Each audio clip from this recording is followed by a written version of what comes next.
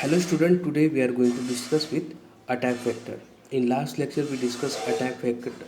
Last lecture we discussed botnet and how we have to protect our system from the unauthorized access.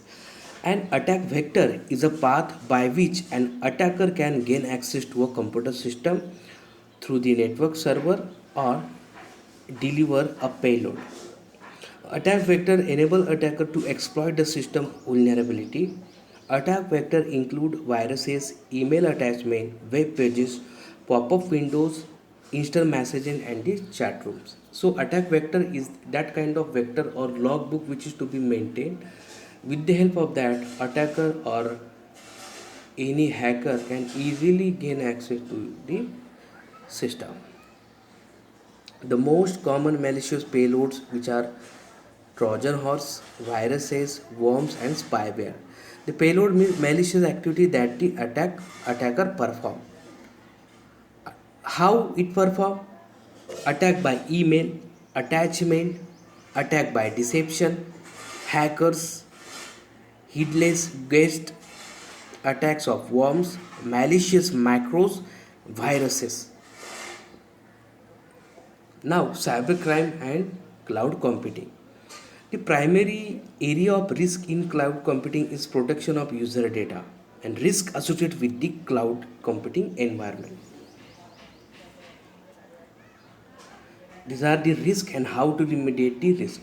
Okay, so whenever our information is going to be publicly or publicly available at that time, the main thing is that we have to protect our system from the unauthorized access. Any data process outside the organization brings with it an inherent level of risk. How to remediate the risk? Customer should obtain as much information as he she can about the service provider. In second, cloud computing service providers are not able and or not willing undergo external assessment. The organization is entirely responsible for the security and integrity of their own data. Yes, exactly. If you are going to put the data publicly, this is your responsibility or your organization responsibility to protect the security to your system. The organization that are obtaining the cloud computing services may not be aware about where the data is hosted and may not even know in which country is hosted. Organization should ensure that the service provider is committed to obey local privacy requirement on behalf of the organization to store and process the data in this specific jurisdiction. So these are the things which are related to the risk and how to remediate the risk in the cloud or security environment.